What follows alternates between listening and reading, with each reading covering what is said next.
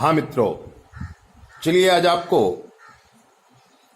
राजापुर की राजेश्वरी देवी के विषय में बताता हूं। चित्रकूट जिला, राजापुर गांव और विभूत बसेरा आश्रम जो हमारे पूज्य गुरुदेव जी के चिंतन में आया और हमने उसको साकार रूप दिया। एक बार यात्रा में विभूत बसेरा में शास्त्रों के विषय में हम चर्चा कर रहे थे। तभी शिष्य ने कहा, गुरुजी, कोई स्त्री आपको मिलना चाहती है। दूर से आई थी, गाड़ी में आई थी, जाजरमान,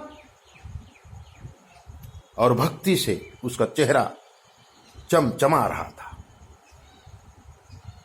हमारे पास आई थी, हमको नमस्कार किया था। हमने कुर्सी में बैठने के लिए कहा था। देवी कुर्सी में बैठी थी।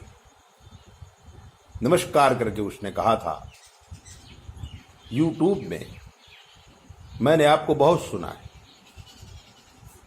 और आज आपके दर्शन करने के लिए आई हूं। गुरुदेव, मैं अपनी कहानी आपको बताना चाहती हूं और मैं चाहती हूं कि आप कोई सुंदर मार्ग मुझे बताएं। मैंने कहा ठीक। पास में ही, यहां से 50 किलोमीटर दूर, उस गांव में मेरा जन्म हुआ। पढ़ लिख करके मैं तैयार हुई। बहुत बड़े घराने में एक ही लड़का था। मेरे पिताजी ने शादी कर दी। पैसों की कोई कमी नहीं थी, राज सुख था। मैं भी आनंद उत्सव के साथ अपना जीवन आगे बढ़ाने लगी। धीरे धीरे मेरे माता पिता, मेरे सास ससुर सब लोग चले गए, पर सबके मन में एक अभिलाषा थी कि इस घर का वारसदार यानी मुझे एक पुत्र हो जाए तो बहुत अच्छी बात है। मेरे माता पिता भी खूब दान धर्म करते थे। मेरे सास ससुर भी खूब दान धर्म करते थे, लेकिन न मालूम क्यों 10 साल तक मुझे एक भी बच्चा नहीं हुआ। इन 10 सालों में जो घटना घटी वो बड़ी महत्वपूर्ण है। माता पिता और सास ससुर जाने के बाद मेरा जो पति है राजवीर, वो कुछ गलत रास्ते में पकड़ लिया। दारू पीने लगा, अनेक प्रकार की औरतों के साथ अपना समय बिताने लगा। मैं घर में रहती, खेती बाड़ी भी बहुत, मकान भी बहुत। एक मकान उसने दूसरे शहर में बनाया था और वो मकान हरियाणा में पड़ता था। विशेषता ये थी कि उसने मकान अपने नाम का बनाया था। वहीं पर काफी लोगों को इकट्ठा करता और हमेशा अघटित कर्म करता, दारू पीता, मांस खाता, औरतों को रखता। पैसे की कोई कमी थी नहीं महाराज। और एक दिन मेरा पति भी मर गया। मैं जब अपना घर साफ करवा रही थी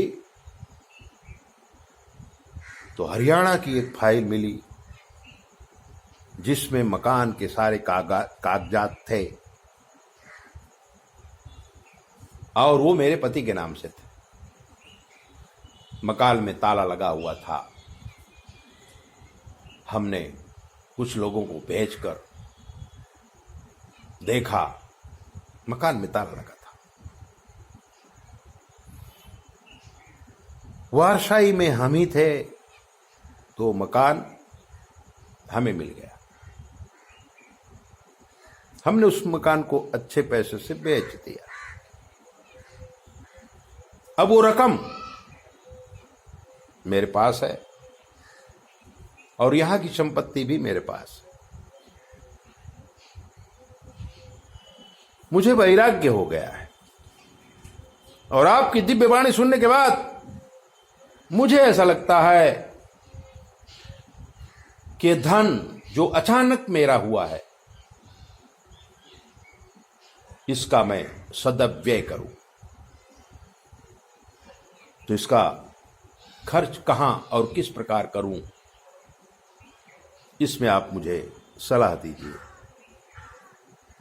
मैंने उसको कहा था एक सुंदर मंदिर बनवाओ, एक ब्राह्मण कुटुंब परिवार उस मंदिर में स्थगित कर दो और वो सारी जमीन उस मंदिर के नाम कर दो और तुम तीर्थ यात्रा करते हुए अपना समय पसार करो। उसने कहा नहीं, आपकी सारी बात मैं मानूंगी गुरुजी, लेकिन आप मुझे गुरु मंत्र दीजिए और मनुष्य अवतार का जो अंतिम लक्ष्य है मोक्ष,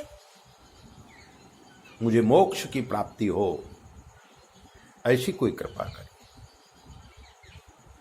मैंने कहा ठीक है।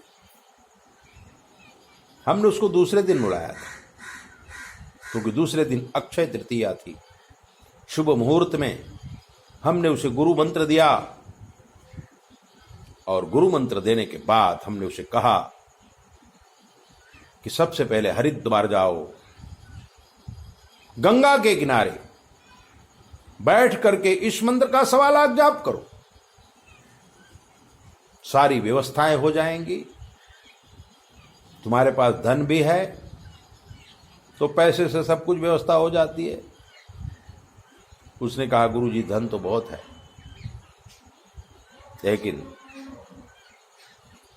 मंदिर बनवाने के बाद जाऊं तो? मैंने कहा नहीं, मंदिर बनाने का कार्य किसी गांव को प्रधान को सौंप दो, पैसा दे दो, मंदिर बना देगा। तुम तो जितनी जल्दी हो सके उतनी जल्दी निकलो। और वो नमस्कार किया था हमें और कहा था कि एक छोटी सी भेंट मैं विबुध बसेरा आश्रम के लिए देना चाहती हूं। तब हमने कहा था कि विबुध बसेरा हमारे पिताजी का स्वप्न है, हम इसमें किसी का दान नहीं लेते। अगर तुम चाहो तो अहमदाबाद में जो हमारी गौशाला है वहां कुछ भी दान कर सकते हो। और उसने हमें यथाशक्ति दान दिया था, जो बहुत बड़ी रकम थी। गुरु मंत्र लेकर के गुरु जप करने 1 साल बाद फिर वो आई थी, तब उसका पूरा रूप रंग सब कुछ बदल चुका था। महासिद्धि प्राप्ति कर लिया था और हमारे चरणों में नमस्कार करते हुए अपनी सिद्धियों का वर्णन किया था। वो आकाश में उड़ सकती थी, मनगामी हो गई थी, भूत भविष्य और वर्तमान का उसे ज्ञान हो गया था। हमारी शिष्या थी लेकिन हमसे आगे निकल गई थी। आज भी वो हरिद्वार में ही रहती है और बड़ा मठ की संचालिका बन गई है, क्योंकि जिस मठ में रहकर वो तप करती थी, उस मठ के जो अवशेषानंद जी महाराज थे वो मृत्यु पाए थे और उसका संचालन इस राजेश्वरी देवी को सौंप के गए थे। अपना नाम इसने बदल लिया था और आज भी जब हम हरिद्वार जाते हैं उन्हीं के यहाँ उतरते हैं और हमारी बहुत ज़्यादा सेवा होती है। ऐसी दिव्य बातों को जानने के लिए आप हमारे चैनल को सब्सक्राइब करो, लाइक करो। और अगर आपके जीवन में कोई कष्ट है दिल खोल के बात करिए, सारे प्रश्नों का जवाब आपको शास्त्र के मत के अनुसार मिलेगा। सब्सक्राइबर करो, घंटी बजाओ, लाइक करो, दूसरों को भेजो और अपना ध्यान रखो। 9825200108 पर कुछ भी पूछो। जय बोले।